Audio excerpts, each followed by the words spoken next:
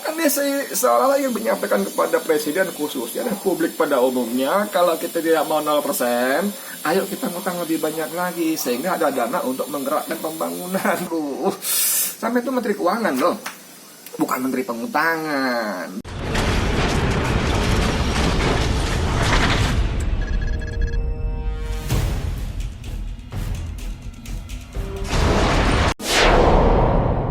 Assalamualaikum warahmatullahi wabarakatuh. Kembali dengan saya Edi Mulyadi. Saudara sekalian, begini, beberapa hari yang lalu gitu maksud saya mendapat berita yang buat saya agak mengejutkan. Disebutkan bahwa Menteri Keuangan Sri Mulyani mengatakan dengan krisis corona ini maka pertumbuhan kita bisa jadi 0%. 0% saudara, ya. Ini akan mewujudkan pertama begini. Pertama, Menteri Keuangan ini adalah orang yang bolak-balik dengan PD-nya mengatakan fundamental ekonomi kita bagus, pertumbuhan kita masih meyakinkan dibandingkan negara-negara lain walaupun cuma terjebak 5%, sedikit kurang dan sebagainya itu.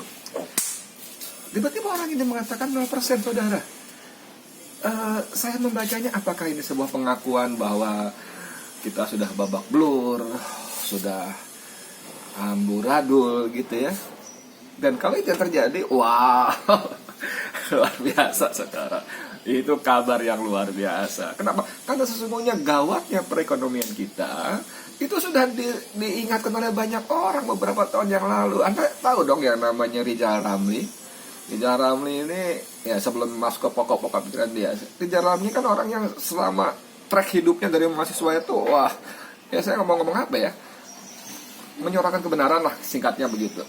Dan sikap kritisnya kepada penguasa khususnya berpegang teguh pada kebenaran, integritas itu dia tunjukkan dimanapun dia berada kan. Di dalam, di luar, di jalanan dia bunyi, di dalam di pemerintahan dia bunyi, sampai harus ditendang karena berdasarkan dengan kepentingan penguasa reklamasi pada waktu itu. Nah, Rizal Ramli kan sudah mengatakan bahwa kira-kira minimal 3 tahun yang lalu lah, bahwa Indonesia, ekonomi kita, ekonomi lampu kuning. Sudah lampu kuning.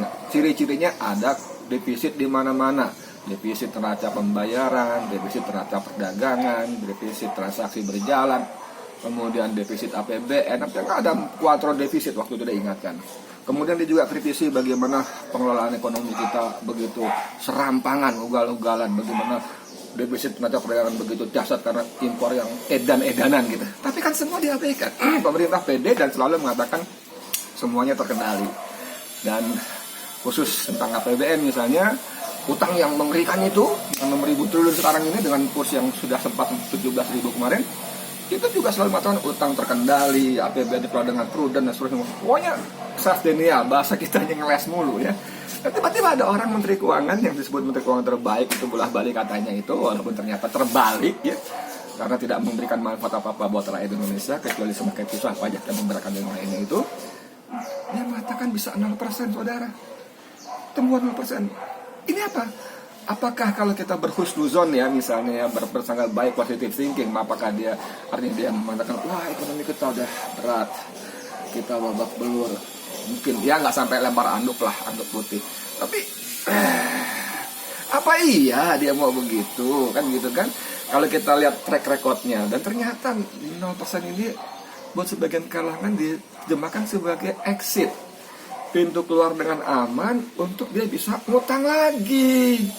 Kan dia seolah-olah ingin menyampaikan kepada presiden khususnya dan publik pada umumnya, kalau kita tidak mau 0%, ayo kita ngutang lebih banyak lagi sehingga ada dana untuk menggerakkan pembangunan, untuk menggerakkan perekonomian, kan begitu. Dan bayangkan kalau itu utang lagi, aduh, sekarang saja defisit APBN kita tuh sudah 3%. Dan Undang-Undang Keuangan Negara kita itu mengatakan bahwa maksimal bisa 3%. Kalau sampai jebol lewat 3%, artinya presiden melanggar undang-undang. Hati-hati. Dan yang membuat kita miris adalah mestinya DPR itu berpikir bagaimana menyelamatkan rakyat di tengah situasi yang corona yang sangat dahsyat ini. Bukan kemudian dia malah menyarankan pada pemerintah, pada presiden untuk membuat perpu, peraturan pengganti undang-undang untuk memperlebar defisit sampai 5%. Itu kan gila, saudara. Gila. Tapi oke lah, itu satu hal bahwa DPR kita sudah lama nggak waras ya. Ngeri. Berpikir bayangkan bagaimana mau bilang waras ketika negara rakyat dihajar corona, mereka dan keluarganya justru minta dites corona lebih dulu. Kemarin review sampai 2004 ya kan, dan nggak ada empati sama sekali. Nah, kembali ke soal tadi, saudara sekalian, saya jadi ingat anggota dewan yang sekarang jadi ketua MPR ya kalau nggak salah ya. Waktu itu Bambang Susatyo mengatakan namanya SPG-nya, Sri Mulyani itu SPG-nya, World Bank IMS, yang memang doyan utang gitu loh. Dan kalau utang yang dibuat lagi, ada ngeri saudara.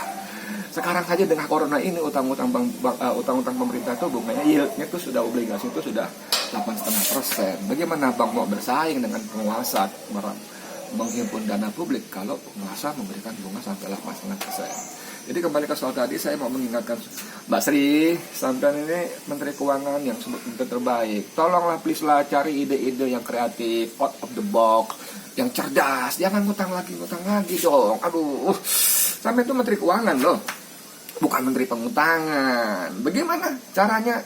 Ya, ikutin aja deh Ridza Ramli. Ada yang lainnya tuh. Jangan gengsi lah, jangan sok ngeles, jangan gengsi lah ya. Demi rakyat, sampean Menteri Keuangan, bukan Menteri Pengutangan. Oke, gitu aja dulu. Assalamualaikum warahmatullahi wabarakatuh.